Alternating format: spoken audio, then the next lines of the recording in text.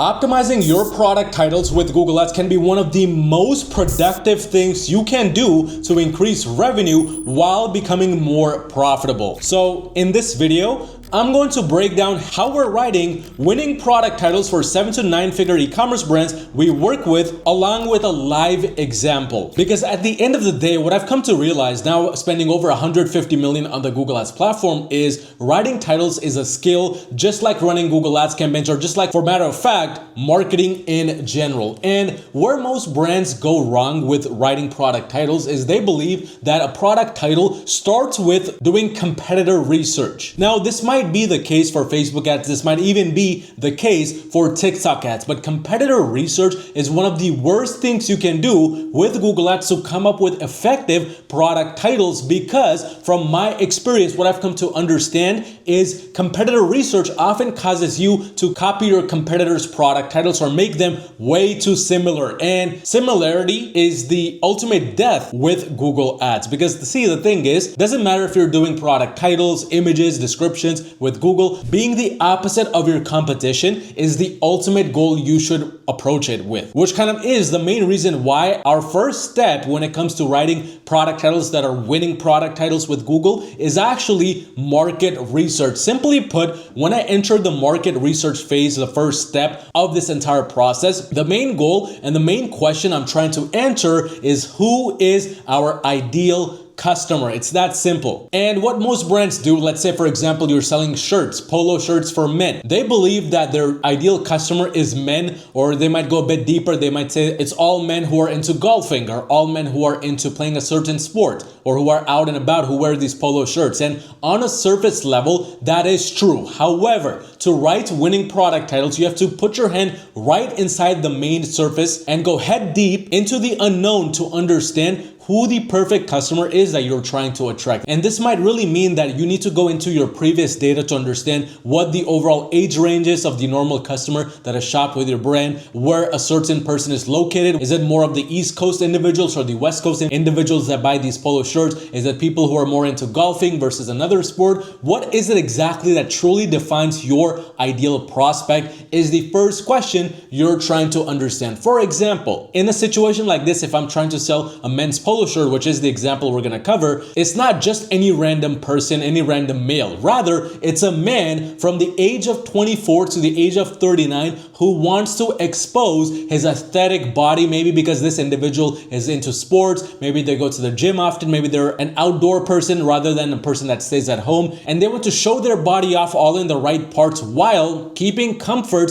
in the heats, for example. So if our product, for example, is, let's say we go on Google and we type in men's polo shirt. If our product, let's say, is this polo shirt right here, example that this is our product that we're trying to sell, and essentially a slim fit product which matches our perfect customer persona, which is a person that wants an alternative to prevent sweaty armpits, prevents any type of bad odor, and at the same time show off their body, that's the sort of persona we're going after. And that's essentially the entire market that we're trying to capture with this product title. But once you have a very solid grasp and solid understanding within step 1 of who your perfect customer is, this now brings us to step number 2, which is the winning title framework. And in simple words, a winning product title with Google Ads does 2 major things. Number 1, it tells Google exactly who this product is for. In our situation, we're going to keep in the back of our mind that we're trying to target a male between the ages of 24 to 39 who's out and about often, who has a very aesthetic body because they are active, keep themselves comfortable in the heat, in the humidity, etc. That's our perfect customer. And this kind of qualifies under the first major thing, which is it tells Google exactly who this product is for. Number 2, we need to be able to make our ads, our Google ads, make the right person click. Not every male, not every person in the market for polo shirts, the right type of male, the right type of person that matches our customer ICP and our perfect customer persona. showing up. But with that in mind, the general formula that we almost always use, regardless of the niche or industry we are in, which, by the way, if you run a brand making $50,000 a month or more in revenue, you need some extra help scaling your brand profitably and consistently with Google Ads, scan the QR code on the screen or click the link in the description below to directly schedule a call with me, where I'll do a free Google Ads audit of your brand, tell you the problems, solutions, how we can potentially work together to scale your brand. So just click the link and schedule a call with me. But essentially, the formula is fairly simple. It starts off in the very front portion of the title with high perceived value increasing keywords. These are the keywords I like to state are value adding keywords. These could be words like high quality, premium, luxurious, heavy duty, adjustable, portable. Whatever fits your criteria in this situation for whatever product you're selling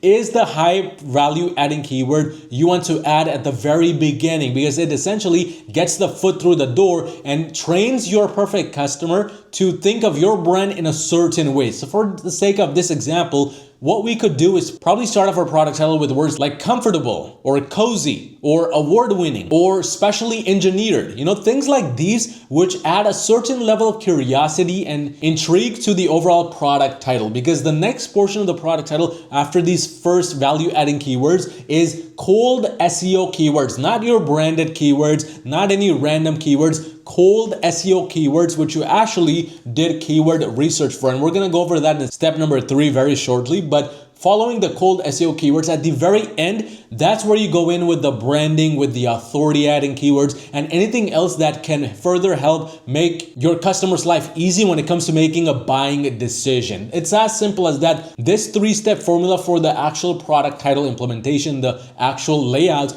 is all you need to write all of your product titles. But we're not done yet, because now we move on to step 3, which is where we actually do the keyword research. And I always say this, and this is something we always do as well. It's always best if you have previous data within your Google Ads account, your previous data from if you're selling on Amazon already, or maybe you have Facebook ads data, TikTok ads data, using that data to understand how your customer speaks, what words they use, what language they use. And with Google, it's very simple, because we have a beautiful section under the campaigns sub menu right here, which is the insight section and the search term section. These 2 sections are your hidden gem when it comes to understanding what keywords your audience is searching for. And I always like to kind of go deep into these, change the date to last 28 days and understand what is working, but also most important of all, what is not working. Because the last thing I want to do is have irrelevant, bad keywords inside my product titles which are decreasing in demand or which just don't have any momentum or any potential of scale. So I always come in here, look at, for example, the last 50 to 100 different keywords we are ranking for, then further understand what those keywords are, whether the search volume is increasing for them, whether the conversions are going down, and what's the overall situation there. And from there, I like to kind of incorporate a list of specific keywords I can add to my product titles. I just like to start off with a list of 5 to 10 keywords. You can make it more if you prefer, but I just like to have 5 to 10. But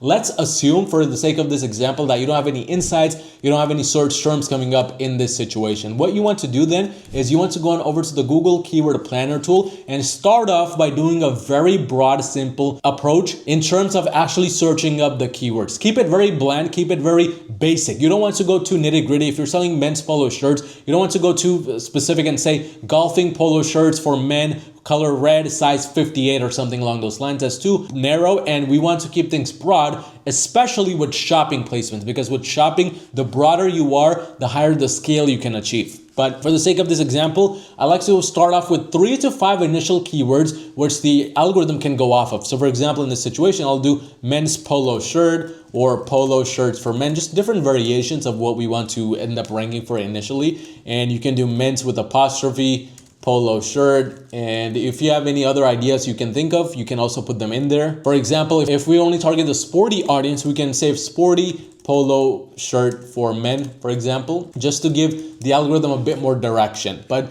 once you do that, now you should see a handful of keywords come up with decent search volume. And when I say decent, I'm saying at least 50,000 average monthly searches across this charts in terms of a normal baseline. If it's lower than this, you need to add in a bit more keywords in here. You need to kind of go a bit broader if it's any less than this. But essentially, now we have a solid list of keywords which we know have good search volume and is essentially what people are searching for. Now, the beautiful thing is in the last 3 months, it looks like a lot of these keywords are increasing in demand, which is perfect because now that means we're in an uptick in terms of of the trend for these keywords. Now, next step from here is we're looking for two types of keywords that rank in here. Number one, we're looking for high perceived value increasing keywords. So those keywords I mentioned earlier, premium, luxury, portable, heavy duty, adjustable, comfortable, etc. Those keywords we want to actively be looking for here to see if there's any specifics that Google is actually throwing our way. Because instead of guessing then random perceived value increasing keywords, we can actually just go with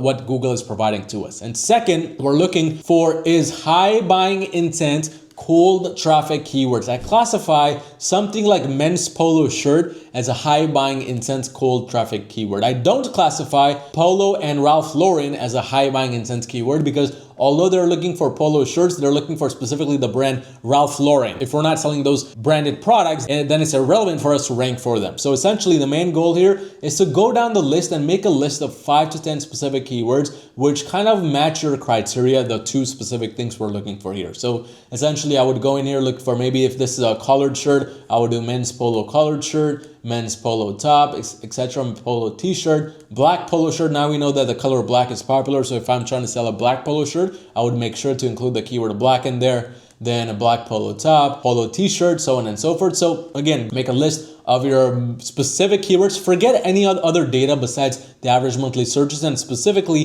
the 3-month change. You don't want this to be in a hefty decline because in that situation, you might be better off be using some other keywords. But essentially forget the top of page bids, the top of page bid, high range, low range, forget all of that. You don't need to worry about that right now. But for the sake of this example, we're just gonna go with these 3 keywords. Now, the next portion is step number 4, which is title creation. Let's say you have gone through the first 3 steps, you know exactly who your perfect customer is, you know now exactly what the winning title framework is, and you have written that down somewhere, and now you have a list of 5 to 10 keywords which you want to start off with in terms of product titles. Now, it's all about product title creation. You want to note down all of the keywords that you just found out and then create the titles accordingly using the refined results section on the left hand side, this one within the search that appears on Google, to your advantage. And I'll go over how to do that very shortly. But for the sake of this example, let's say that we want to now start creating the product title. So for example, with all of these keywords in mind, we want to